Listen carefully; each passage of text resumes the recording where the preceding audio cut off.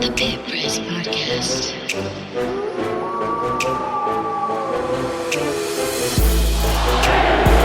Reinholz launches from downtown. No. Van Horn, no. And that's it. New Mexico wins it.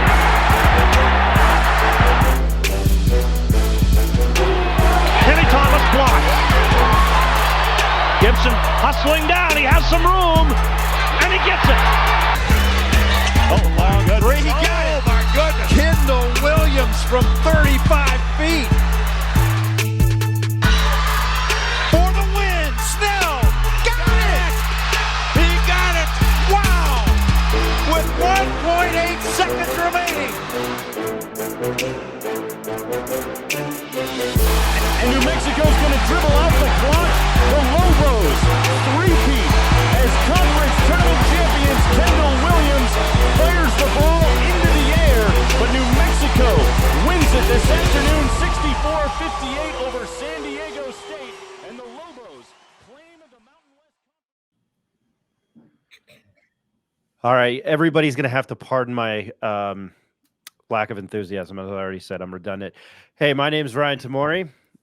At least tonight, my second podcast of the day, and I'm exhausted, a little under the weather. So I apologize. We are here to recap UNM, and Rick's not here tonight. A savage beating. That second half was a pretty good beatdown. UNM beats UC Irvine 78-65. It's a good win in the lack of the non-conference schedule. That's my opinion. But today, we have a special guest, and I'll get to him in a second. But as always, I'm joined by a Lobo fan since 1970 and the voice of the Western New Mexico Mustangs, Mr. Ed Nunez. Senor, how are you? Doing great, Ryan. And you can follow him we're trying to work on this today too, by the way. How many times can I say I'm going to try to get rid of the ums as I do it right there. You can follow him at NM Sports Capper. Again, one of the most knowledgeable sports fans I know, Mr. Jacob Neff. How are you, man? I'm doing good, Ryan. How about yourself? I'm hanging in there. And the spawn of Mr. Ed Nunez, Mr. Nick Nunez. Hey, man, good to have you back. Hey, Ryan. Good to see you, man. How was Austin? It was Or fun. am I not allowed to ask you about that? No, it was a good trip. Was there on business, but happy to be back for sure. Perfect. I've only been there once, and I don't remember it because I was a groomsman in a wedding. All right. And joined by today a good friend of mine, and he works for Kurt Roth, and I'll let him explain it. He's with 505 Sports Venture Foundation, and I don't. The other guys might hold it against him that he was a walk-on at New Mexico State. His name is Drew Herrig. Senor, how are you, man? Finally happy to have you on the podcast. We appreciate you joining us. Absolutely. Thanks for having me. I'm excited to be here. Can you just explain to our listeners what you do for 505 Sports Venture Foundation and what 505 Sports Venture Foundation is? Sure. We've had Kurt Roth on, who is the president and CEO of it. He's an awesome guy. He's a fellow New York Football Giants fan. He's great to talk to. He's been super helpful to us. We haven't had him on since the summer, but I thought who better to have on than you and to talk about it. Well, I appreciate it. Yeah, Kurt's the man. I've been working with Kurt now almost a full year, which is it's been crazy. I mean, it was a complete 180 from what was allowed in college athletics to now what is NIL. I'm the director of business development, but, we wear a lot of hats within the NIL collective. I help with some athlete and customer relations, help plan some events, help get corporate partners in there as well as individual partners. But we wear lots of hats, and it's not just me. We have a great team that, we meet very regularly and have lots going on, lots cooking. And, it's been exciting with Coach Mendenhall, new hire to Lobo basketball in full swing. It's great. There's a lot moving, a lot going, and it's a good time. I'm just going to ask you this. How important is what 505 SVF, what they do, what you guys do, not only important to UNM, but the landscape of this new portal and NIL and collective in college athletics? I mean, college athletics is an ever-changing landscape, right? But now with NIL here, it's not only the future, but it's the present, and it's here to stay, right? So, it is pivotal. NIL is pivotal across the board, across the country. And as long as we continue to progress with the collective here, we're going to continue to be competitive, continue to do really well. And I think that proof is in the pudding right now on the basketball court. Last year we had a good year, didn't end the way we wanted it to, and this year we started, 11-1. If you go back to August and you tell me that, Nelly's only going to show up a couple days before our first game, Ike's going to have hand surgery, both Mash and House are going to miss, significant time. Amzil really can't get into rhythm quite yet. He's getting it together, and we're 11-1 going into Christmas. I think a lot of people would be pretty happy with that, with where we're at. And we obviously have some stuff to chore up, but you don't want to be playing your best basketball in December. We want to make sure we have a good trajectory and peaking come February, March when it really counts. I will use this reference again. I'm a New York Football Giants fan. I don't care about what happens in September and October. I care about what happens in December and January, and I've seen it twice in my lifetime. Not to mention the Joe Flacco Ravens there in 2012. He's elite. Yeah, he is elite. Your buddy Troy and I talking about it. 11 touchdowns, no interceptions in a Super Bowl run. I respect that. All right. I will get to the thoughts on last night's game. I didn't clip any audio. You're going to have to forgive me with me being under the weather. However, and I'll probably throw this to Jacob first because he had mentioned, hey, we're probably going to see Sebastian Forsling early in the game, and we did with the bigs. I was unaware. Isaac Mushila maybe was a game time decision. Obviously, no Mash, no Mushila, who has, I think, turned into, at least on this podcast, a really big time favorite player. And searching for my train of thought there, which I never normally lose on this podcast. So again, sorry. Jake, you had said it. This was going to be a dogfight. You had mentioned it during the game. It was very net 30, top net 60 game, and then a top 70 and Ken Palm game. So it was a crucial game and probably the best team that UNM will face in their non-con next to St. Mary's. They got that win. It is a good win. And it's by double digits. And by the way, they covered that 8.5, or depending on where you got it, 8.5, 9. Kind of a tale, I think, of two halves. I think this UC Irvine team is very good. Obviously, they won the regular season in the Big West. You and I are big West Coast Conf. All the small conferences were big honks on that. It was a very unusual game, and Jeff Grammer kind of touched on it in his story today. If you would have said, hey, no Mashburn, Donovan Dent turned the ball over, 4 turnovers, which is very unlike Donnie.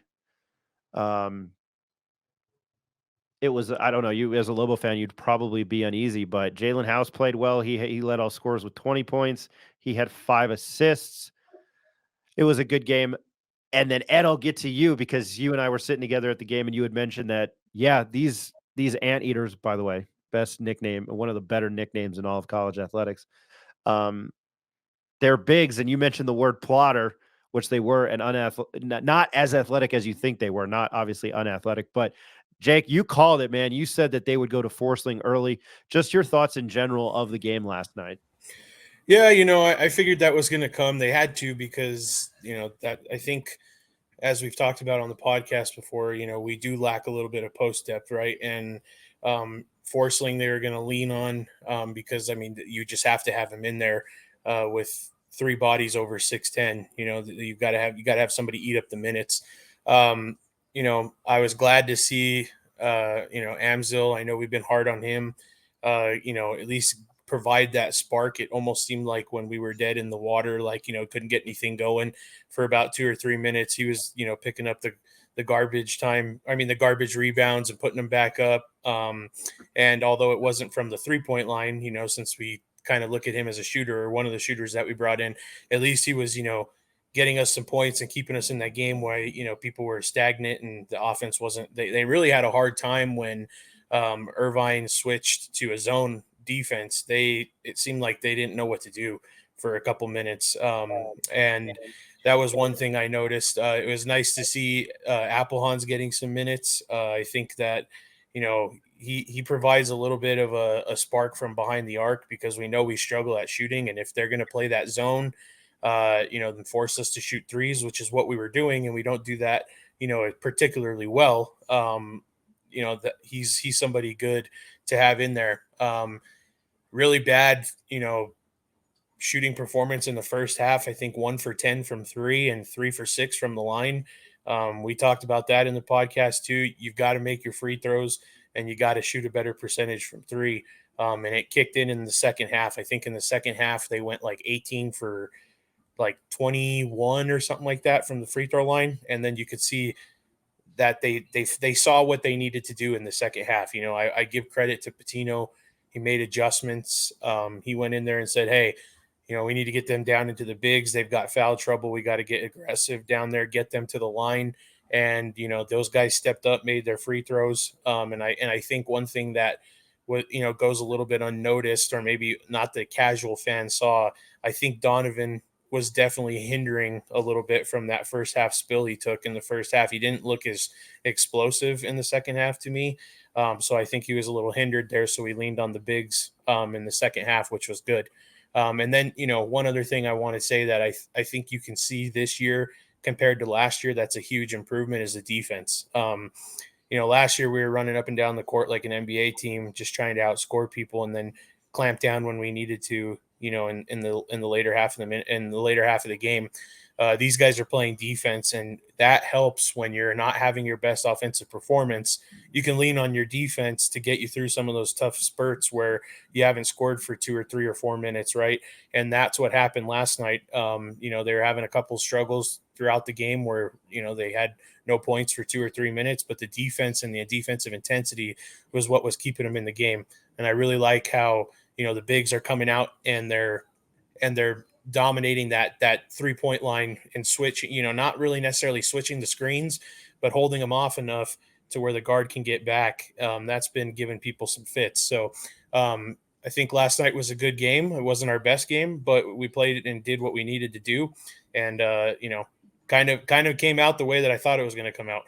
Close in the first half, pull away in the second half. And, that's what ended up happening. I texted you and Rick and said, man, this team might be royally, if Donovan then gets hurt. We obviously don't wish that.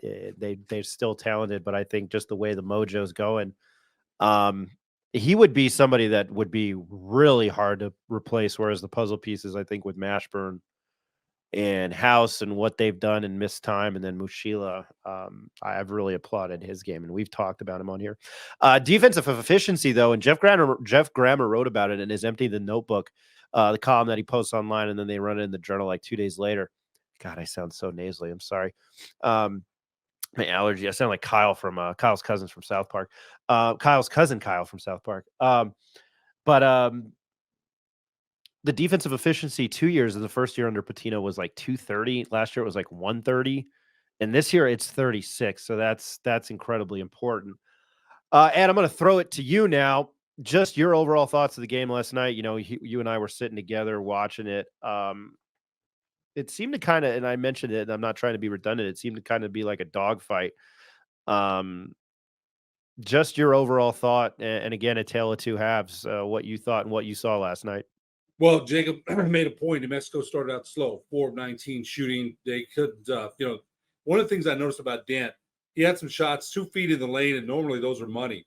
A little bit off balance on a couple, hit the heel of the rim. Normally he makes those shots. You mentioned he had a bad game or didn't play as efficient as he normally does. 5 turnovers. One thing I got to point out, there was a play in the second half where he's arguing with the official that it went off the guy's foot or the guy kicked it. Play ball. Have a short memory, move on. I thought he was a little too much into that. He's frustrated though. The game wasn't flowing the way it normally does. I told you this last night, Ryan, that Jalen House did a great job of being a facilitator. He really did. He had 5 assists. He probably should have had 8. He hit guys on skip passes, hit Baker right in the corner, right in his shooting pocket, catch and shoot. They didn't knock down shots. Him or Amzil missed a couple of shots that he probably, normally should have made, although he's 2 of 25 from 3-point range this season. But I think it's good, and Jacob brought this up. Amzil hit 11 points last night. May not seem like a lot, but he's 4 of 7 from the field. One of them he banked in, and that probably. But anytime a shooter who's slumping sees the ball go in the basket, it helps. He's 2 of 2 from the charity stripe. That helps going forward. I thought Jamal Baker a couple of times, I had said I'd hoped he would have more of an impact. There's a couple of times they're hitting him right in the shooting pocket. He dribbles, catch and shoot. I don't know why he's just not letting it fly. I thought a couple of times he should have done that. Now, Jacob mentioned Forsling. He came in, but I got to say this. His impact on the game, it's hard to put that guy in. I know they need the size. He lost a lot of weight, and if you notice, he can't hold his position in the post when they start backing him down. He has a hard time doing that. That weight loss is good, and then it's bad because he's not strong enough to hold that position. But he did, I will say this, he set a screen for a house baseline jumper. That's using your size. Using your set big picks, house hit a jumper. He got the ball back on another possession, hit somebody outside for a three-pointer, good read. So it's up and down with him. Yes, he's 7 foot, but if you put him in for 6 possessions, he hurts you on 3. That's where it's at with him. But Jacob's not wrong. They need size in there, and sometimes they have to put him in. A couple of unsung things, and I'll move on. Nelly, 12 points and 7 rebounds, had a good game. Toppin, another good game with 9 points and 11 rebounds. They're not even being really talked about. But the guy, to me, the star of the game last night was absolutely Jalen House with the way he facilitated, played defense, with disruptor on defense, the man-to-man D. I thought he was a player of the game for sure. We'll get to Amzil, and I feel bad for the guy. And I think Patino did mention it last night that he's got to get him feeling it. And he did hit that 3 that was but it was like triple doink. And just to probably see that go in, he was like, hell yeah, it was probably felt really well. Nick, to the guard, what did you think about Jalen House's performance last night? I thought it was good, Ryan. One thing we saw in the first half, Jalen House was handling some point guard duties in the half court. And like my dad was saying, he really facilitated 5 assists. He led the team. Donovan Dent, uncharacteristic, 4 turnovers last night to only 1 assist. So I thought Jalen House stepped up really big. A couple other things that stood out to me, Ryan. I thought the bigs are getting points in the paint in some really gritty ways. We saw Mustafa Amzil, 11 points. But his first 4 points were like off offensive rebounds or cuts to the basket. And just, the bigs, we saw it was Nelly Joseph Jr. in the second half. How many times on the pick and roll, or does he grab an offensive rebound? So the bigs are just playing really big right now, which I think is good. We talked about Sebastian Forsling. I thought, I think he has a limited role on this team. He's not going to go in and give you a ton of offensive production. If he can get a putback, an offensive rebound, he's going to contribute. I think defensively, he's not as athletic as Nelly Joseph Jr. or JT Toppin, but he's a good defensive player. You watch him come off the hedge on the screen and roll. He comes out. He does exactly what everybody else is doing. So I think if he can just plug in 5 minutes here, 10 minutes here, he has a role in the team when they need him because they need that depth going into conference play. I was really impressed with the way they gritted it out in the second half. I think – and I've said this, and then now I'm a lot older, to criticize a college player. Now it's a little bit different in the landscape of NIL. I think Forsling, it's been a little bit more negative than positive, but his dad wins Twitter in Switzerland. Oh my goodness, I feel bad saying that. In Europe, his dad wins. He posted something last night, like it was some sort of Swiss or Swedish. I have to look up now where he's from. I feel really bad. Sweden. Yeah, he's Swedish. His dad posted like some Swedish Christmas concert on Twitter, and I loved it. I don't know. It was he wins Twitter though, and he likes our stuff. And I've always liked his dad. And his dad wakes up at the god awful hours of the morning to watch the Lobos. So I don't think we've ever mentioned that. And I truly, this was the opinion I was given on the last podcast in regards to Jerry Kill. I love that type of stuff. I think it's great. I love his dad, and I hope he can get out here to see a game. I don't know if he's done that. I'm going to roll over to Drew. Yeah, I've got 2 questions since we haven't had you on the podcast this season, but just your overall reaction from the game last night, and then kind of gravitate towards what you've seen that you've liked and you haven't liked from this team up to this point. Yeah, last night, a couple of things stood out to me. I mean, you always want to shoot and make more free throws than the other team attempts, and we were close there. We missed a lot of free throws. That we got to try that up. That's going to come down and bite us come conference play. And then our assist to turnover ratio is probably the poorest it's been all year last night, which was uncharacteristic. You guys mentioned Dent. Typically he's that 5 assists, 0 turnover type guy. Kind of had a little off night there, but those were two really big things. And rebounds, we were really close on rebounds. I think we lost the rebound maybe by 1 or 2.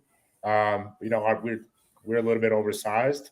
Our athleticism with the bigs is huge, right? I think Nelly is one of the most active when his guy is setting the screen, one of the most active defenders. He causes a lot of problems for those guards. I mean, back-to-back games where he's poked it away and gone the other way and got a big dunk. Started the game off with that with some momentum. So I think Nelly's huge on the defensive end. And, he's going to continue to fall into rhythm and continue to get better. We have not seen his ceiling yet, in my opinion. And then, Amzil, we've talked about it. It's good to see him get one to go down. I think that, we saw he turned around, he kind of gave that shrug and breath of sigh, relief. I think he's going to get going. He's capable. I think it's more mental and physical right now, and he's got to see a few go down. Those streaky players like that just need to see 1 or 2 go down, and then the floodgates could be opened. Ed, I'm going to throw it to you in regards to Amzil, since Drew was able to finish it off there. We kind of touched on it briefly, and one thing, I didn't realize this last night. It was, UC Irvine did have 15 turnovers. UNM had 10 assists to 9 turnovers. Drew, you hit the nail on the head on that. We hadn't seen that yet. We have made it a point on this show, the struggles that Amzil has had. And I think when a lot of Lobo fans, a lot of people in the pit last night saw Mushila in street clothes, it was like, oh no. But to have Amzil kind of start to hit shots last night, that has to just be a good feeling for somebody who's a shooter, right, Ed? You know what? Drew said that. Jacob said it. My son said it. Anytime back in the day, back in the day, long time ago, I could shoot a little bit. So I think when you start seeing shots go down, and it as a shooter, every shooter goes through a slump. They always say keep shooting. Now you mentioned that when Mushila couldn't play, it was obvious he was going to see. Amzil didn't play the game before. I don't think he was going to see some time, and you're hoping though. And as a shooter, a lot of times it's balance, follow through, a bunch of different things. He's getting 500 shots up in practice. That they're trying to bring him, make him what he was at Dayton. Dayton, we keep mentioning it. He hit that big shot against Kansas. We know to win the game. We know he could shoot. And Drew, you'll say the same thing. You don't forget how to shoot. You don't, that doesn't go away. So I think him making that shot, even though it banked in, Ryan, I turned to you. I said, "Wow, what do you know?" Right? So I think for him, that has to help. Again, he's in double figures last night. He made 2 from 4 7 from the field, 1 of 4 from 3-point land. Nothing great there, but good looks. House hit him with a perfect pass in the corner, catch and shoot. It was the shot itself, the form, squaring up to the basket, the follow through. I thought it was good. Most of the shots he's missed have been around the rim. Now they're going to go in. I think we all would agree with that. And I think last night was a good start for him, a good confidence builder, shooting with confidence, we always say, for shooters. So I think that's a very good start for him. We'll see what happens going forward. Hey, it's 11 points. I take that in a college in the Division I game. I'm going to stick with you, Ed, because the emphasis in the post-game press conference was JT Toppin and the threes that he's shooting. He said that he only wants to shoot 2 to 3 a game. I'm a little naive on this, and I don't know how many he's made. I'd have to look it up, but he's not. To me, I don't. You big. You don't want him taking threes, right? You know what? He can up there. There's some he can make. I don't have a problem with him shooting. Remember, back in the day, they didn't want big shooting threes. That was a no. And now you've got stretch threes and stretch fours all over the place. I don't have a problem with him shooting them. The way, think about the shot again, the form when he shoots it. Those, to me, I think he's a shooter. Do you want him shooting a volume of them? Maybe not. He was 0-2 from 3-point land last night, but I don't have a problem with him shooting them because we've seen him make them. Is he going to shoot a lot of them? Probably not. But I would never say, hey, if you have an open 3, we said that about Alec last year. He wanted the 3-point shooting contest, and I don't think he made a 3 in conference play. But some of the shots he took as a shooter, I'm thinking, hey, that looks good. So if Toppin shoots a few of them, I don't have a problem with that. He can shoot the 3. We know that. Yeah, he's 2 of 10 on the season. Couldn't think of when he took the shots, and that was kind of the emphasis in the post-game press conference. I mean, it's probably a different ballgame if those are going down. Now, if I'm going to go to you, just in regards to your thoughts on Amzil and his struggles, and it's probably good to see 11 points on the stat sheet. Oh yeah, for sure. I mean, last night was probably one of the first games that I could say he didn't look like he was forcing to shoot. Like he was shooting open shots. Now there was one, like Ed said, that he like threw it up, but that was because the shot clock was low and he had no choice, and he banked it in and he made it. But throughout the year so far, we've seen he gets the ball and his instant thought is shoot it, right? Like he's making 40 or 50% of his threes. That's the one thing with him right now is if, come into the paint, take a couple shots in, get something to go through, like what was happening last night, get even a couple layups or something. And then, when you're out there at 3, if you're open, take it, right? Because we don't want you to not take it because you're not shooting well. That takes away from why you're in the game. But, take the open shots, right? Don't force everything just to try and get it going, right? And I think last night he didn't do that. And I don't think he was as frustrated. You could see throughout the game, shots were going in. He was playing with more intensity, whether that was on the defensive end, being active on the boards. Like he actually felt the flow of the game last night because he saw a couple go in.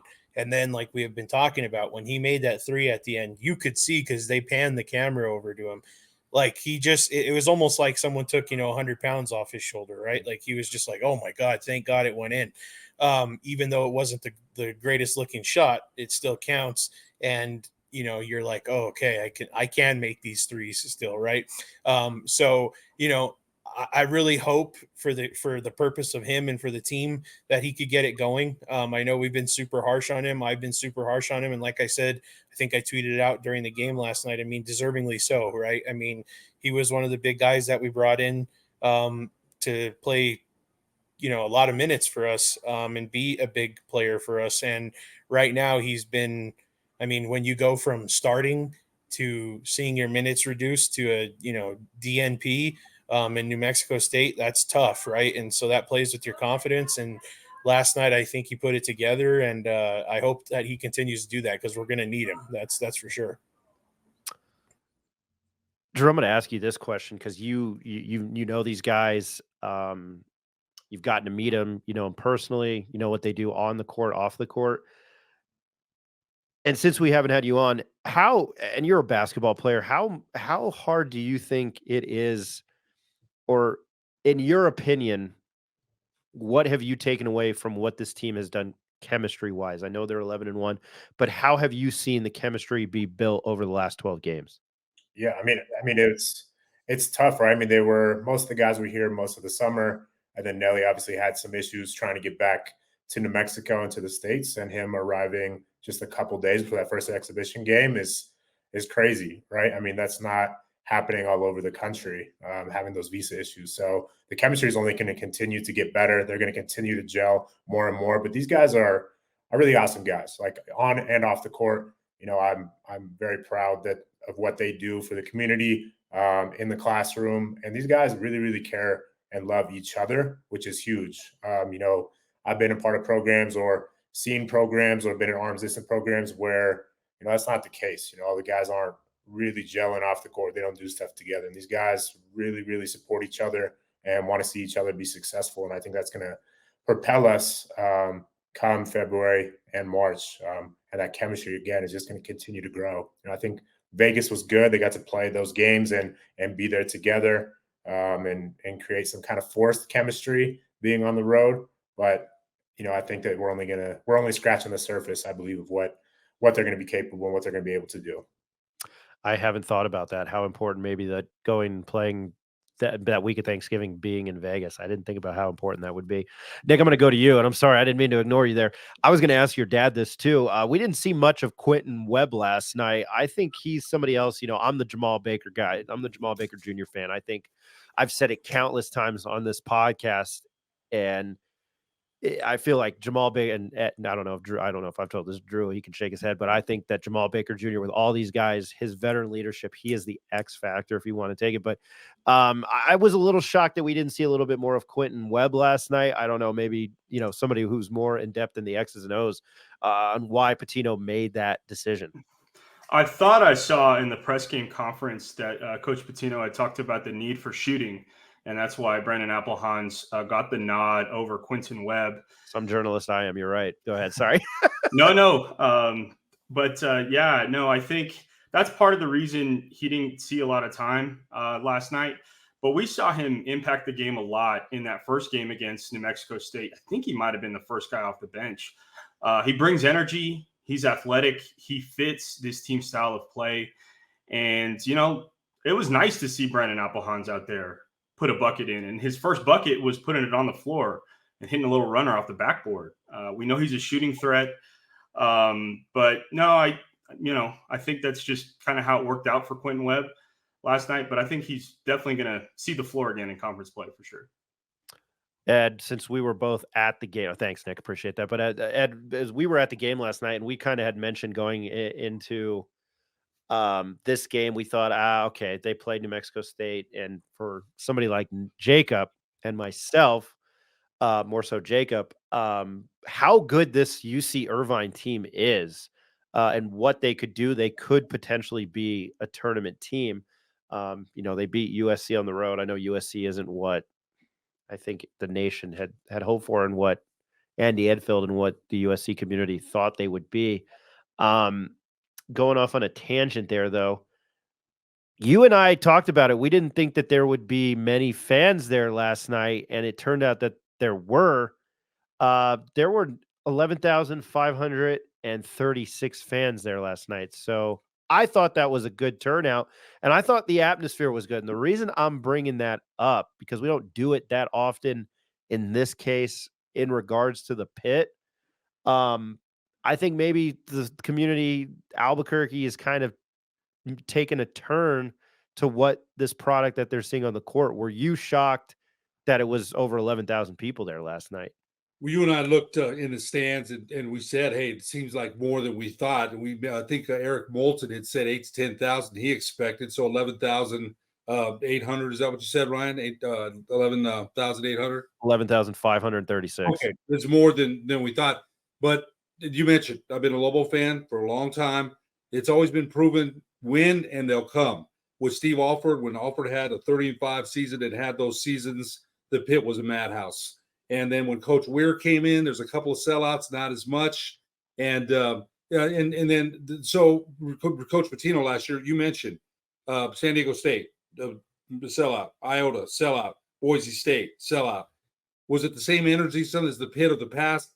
Probably not.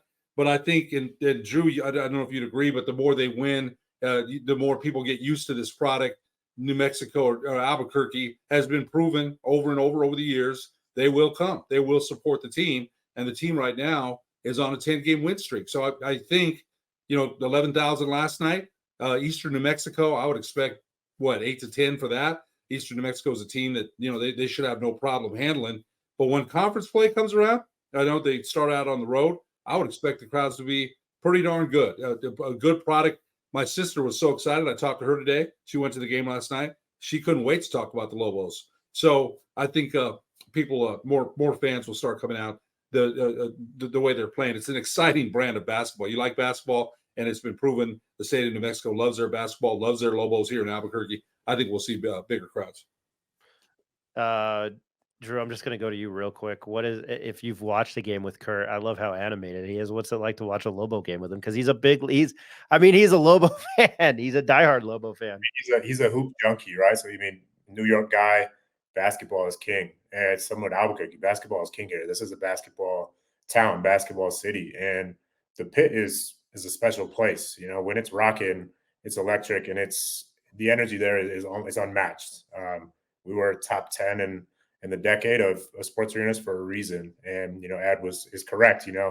Last year we saw it with those sellouts, getting a ranking there that brings people in and people stay. All right. So us opening on the road with Colorado State, it's going to be a big game. That's a game that personally, I think if we get that dub, then we come back and we're ranked in the top 25. Most of our conference games at home after that could and should be sold out. We have tough conference, Boise State, San Diego State, Nevada's actually looking better than I thought they would. Colorado State, obviously in top 25 and us. And I kind of like where we were picked early in the year. We weren't one, we were kind of top 4. I think we were third, three. I like that spot. We don't have a target on our back, but we know that we're supposed to be right there. And I think that we should be in that 1 or 2 spot come tourney time in Vegas. And, we're comfortable in Vegas. We're now 5-0 on the year in Vegas this year so far. So it's going to be special. And I hope that we continue to get dubs and that people continue to come to the pit, because it's a home court advantage like no other in the conference. There's only a couple other places in the conference that I think can be close. I don't think that they're the same in terms of atmosphere in the pit, but can be close. And we need to use that to our advantage. And I hope that Albuquerque and the community continues to come out and support. And I hope that 11-5 number, 11-3, whatever that was, is the lowest that we have till the end of the year. That's a valid point. I mean, that went against Colorado State, and we'll touch on that. I've efforted head coach Nico Medved. We had him on the show when we were out for Mountain West Conference basketball media days. I have much respect for him. Him and Leon Rice, and Danny Sprinkle was cool to talk to, and Kevin Kruger was cool to talk to. But Nico Medved and Leon Rice were up there. I'm hoping we can get these guys on the podcast. UNM gets the week off. Patino had mentioned that some of the guys were going home. Patino said that wasn't the way that things used to be. It's kind of the new thing. So they're getting some R&R and going home. And I think that's a good thing, because you're getting away and then you're coming back and you kind of get the old Alabama Auburn tune-up before the Iron Bowl with, New Mexico State, even though that changed around this year, or, University of Louisiana Monroe. UNM will host its last non-conference game on Friday, December 12th, 7 p.m. It's a tip-off. I don't want to jinx it, especially for those Lobo fans that listen. That should be a win. They should finish non-con 12-1. They should be entering the new year and conference play 12-1. So I am going to go to Jacob Neff. You don't have to ramble on. I'm excited for this Colorado State game. I cannot wait. We all know what Isaiah Stevens is, but very quickly, before we get to, again, our new segment that we have a new soundbite for that I'm very excited for, or we've done it, but now we have a soundbite with it. It's the little things in life as you get older. But what do you know about Colorado State and what they've accomplished? And if there was such thing as irony, if Alanis Morissette was correct with what is ironic, that St. Mary's beat Colorado State in Moby. And that's the Lobos' only loss. But this is a team that I'm very high on, and I think Isaiah Stevens is probably a second-round draft pick from the NBA. Yeah, I mean, they're good, right? They're tough. They've got a lot of people that have came back, experienced team. It's a tough place to play. And they've had a couple of good wins this year, even, but, not looking at St. Mary's. We all know St. Mary's is not having a great year.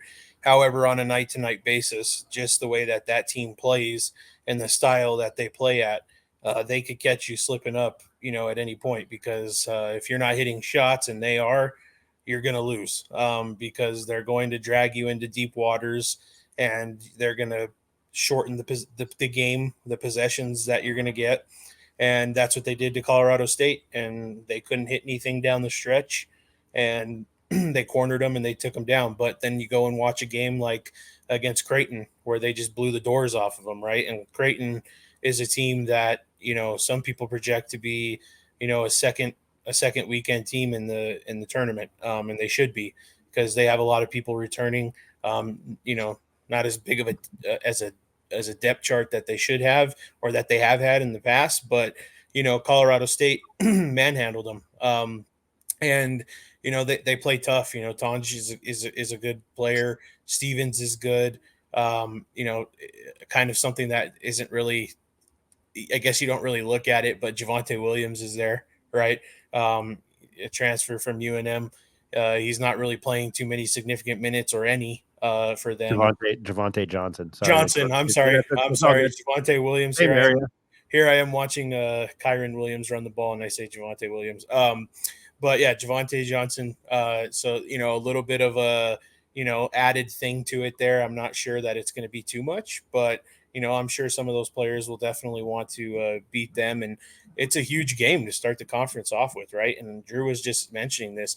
If you start off with a win against Colorado State, they have a chance to be ranked. And, there's only one tough game, I think, after Colorado State for like a 4 or 5 game stretch where they're going to, they should be in a game, right? The other games they should win pretty well. They're pretty convincingly. So that's going to be an important game, because I think that then indicates people coming to the pit. We talked about it the other night. Put a number next to their name, people are coming. So hopefully, the guys that need to rest against Eastern, and they're ready to go for Colorado State, because it is going to be a tough game. And, they're going to give us everything that they got, and it's a tough place to play. A few things that I wanted to mention. I tried to not do the ums, and I just did it right into that coming off mute. It is Colorado State at Colorado State, Wyoming on the 5th at home, UNLV. This is the January schedule at UNLV. What is January 13th? January 13th San Diego State. is a Saturday, and it's San Diego State. Oh yeah, no, I knew that. I was trying to figure out what day the 13th was. That's a Saturday. Then they're home against Utah State. Then they're at Air Force, at San Jose State. Mark January 28th on your calendars as well, because that's a Sunday. I hope that's not Conference Championship Sunday. It better not be. It probably is not. That is Nevada. And then they round out at home against Boise State. So I think that January schedule, man, that favors them a lot, because then they got to get on the road in February and early March. Drew, you're going to love this. So my buddy, a Pius guy who went to Seton Hall, North Jersey, obviously Big East basketball, he just randomly texted me. I think because last night when Seton Hall beat UConn, and he was like, hey, make sure you tell Colin Brennan that the only 2 losses Creighton has, it's to Mountain West teams. And I thought that was funny. So throwing that out there. All right, Drew, so you're new to this. And Nick, I don't know if you're a part of this. We just randomly started a new segment, and it's more about, it's of the week, but we kind of just acknowledge the best players of the last Lobo game.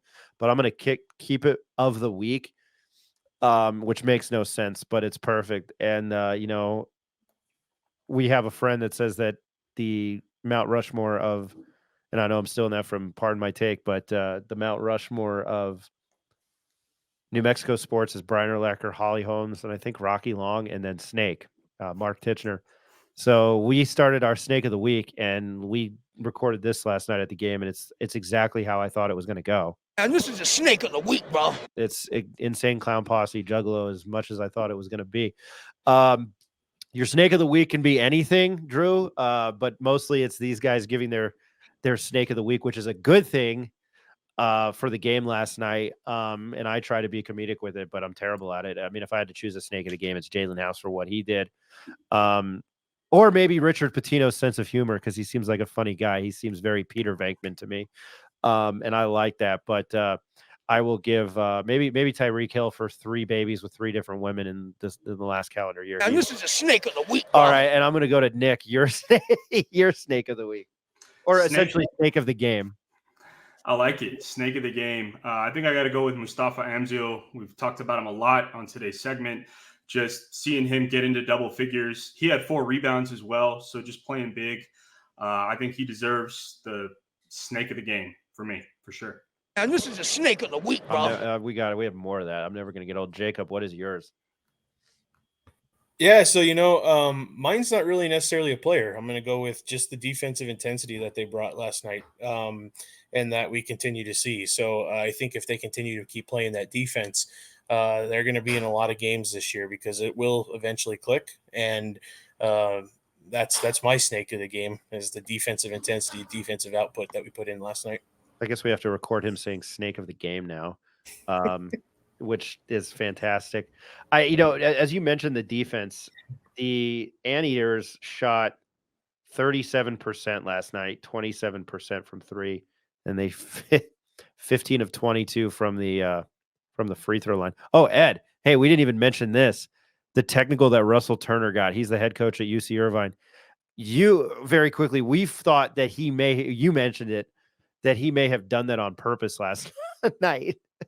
We've seen, my son and I say this all the time, and I remember Joe Coleman from Valley when I was reffing one time. I remember him kicking the bleacher at Rio Grande, and I should have stuck him because he wanted one. He tells me after the game, Ed, if I ever get out of control like that, just hit me with the tee. And I didn't do it. He wanted one. So I thought last night that Russell Turner made a big old, much ado about nothing. He got the tee, but then even during the timeout, he's still yelling. His assistants have to push him back. So I thought Coach Turner definitely wanted a tee last night, maybe to get his players, his team, going. They're a little lethargic. That had a lot to do with the New Mexico defense in the second half. So I thought Russell Turner wanted a tee last night for sure. But my stake of the game, it's got to be Jalen House. I mean, not only did he have 20 points, 5 assists, but 0 turnovers. And we know sometimes that Jalen House is, he's erratic. Sometimes we get the good house, the bad house. Last night, 25, no turnovers. That's my stake of the game. Sometimes bad house, good house, house party. I have to play some music from not the LeBron remake, the original one, which I actually love. Drew, to you, just to annoy you. And this is a snake of the week, bro. I know, we got to get him to say snake of the game, man. Well, who's your snake of the week? Well, they don't play, so it can be snake of the week. And again, it can be whatever you want it to be. Everything, I think Amzil seeing one go down is huge for his confidence moving forward. Probably everybody, everybody wants to see that on the team. Want to see him get some shots to go down, alleviate some pressure from the other guys. But I think I'm going to go with the 2 freshmen. They truly don't look like freshmen, in my opinion. They have moments where obviously they look young. I think we've seen that a little bit on the road at New Mexico State. But J.C. Toppin continues to dominate the glass and do things that are maybe not seen on the stat book, right? He is in plays and dirty plays and doing a lot of dirty work in there. So I'm going to have to go with the 2 freshmen, especially on the defensive end. The offense is going to continue to come for them, but on the defensive end, they're bought in, and that's huge. This is snake of the week, man.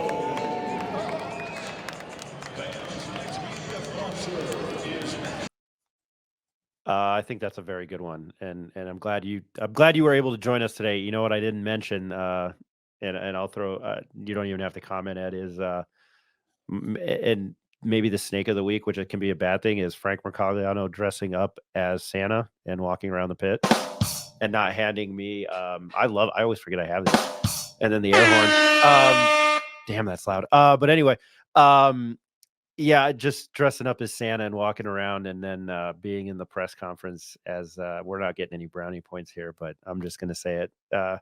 Dressed up as Santa, and then JT Toppin said that his favorite Christmas movie, and I don't like to do this type of stuff, was Snoopy. Quote, Snoopy. Somebody needs to get that man a subscription or a DVD copy. I can't believe I'm saying that at the end of 2023 of Die Hard. So next year when Frank Mercogliano dresses up as Santa, I'm buying the "Now I Have a Machine Gun, ho ho ho" sweatshirt. But that's enough of that because probably getting in more trouble. But anyway, Drew Herrig of 505 Sports Venture Foundation and a friend of mine. Hey man, I really appreciate you joining us. Yeah, thank you very, very much. We have to do this more often. Anytime. We'll come back. Ed, the Lobo fan since 1970 and the voice of the Western New Mexico Mustangs. I always butcher that. Thank you for joining us. Of course, Ryan. Always. And the spawn of Ed Nunez, Mr. Nick Nunez. Dude, I felt like I didn't go to you enough this episode. I'm so sorry. I didn't do it on purpose. No worries. No, I didn't feel that way at all. No, perfect. Well, I'm glad you're a part of this, and I'm glad you're joining us. So thank you very much. No, thanks for having me on, Ryan. Great talking with all you guys for sure. And to the NM Sports Capper, as always, Jacob Neff, appreciate you joining us. Absolutely, Ryan. Thanks for having me. Again, and I'm ending every episode, whether we're good, bad, you like us, we appreciate all of the support. Our YouTube channel has taken off. I didn't think we were going to be here where we were essentially a year ago when Eric Moulton, who couldn't join us tonight, came to me for this idea after, essentially I was trying to pick up the pieces from losing a radio show, and where we've come from, and we have more ideas. It takes time. A lot of us are dads in this situation. A lot of us have full-time jobs, and then we treat this almost like a full-time job. But with the year wrapping up, I know we're trying to get out like a final episode or two, and we have another episode out here today with Jared Diamond, which is a great name, Jared Diamond of the Wall Street Journal, talking about, another kind of, like I mentioned on the podcast, another sour note with UNM football, but positive things ahead, and the unusual betting back to the UNLV game at the beginning of the year. That'll be out today. We're hoping to get Ja'Cory Krosky-Merritt on to talk about his All-American status. But again, whether it's good, bad, you like listening to us or not, our numbers have gotten better. I appreciate it. So a happy holidays and a happy new year to everyone that listens. Maybe the happy new year was premature, but we appreciate everybody. Again, happy holidays.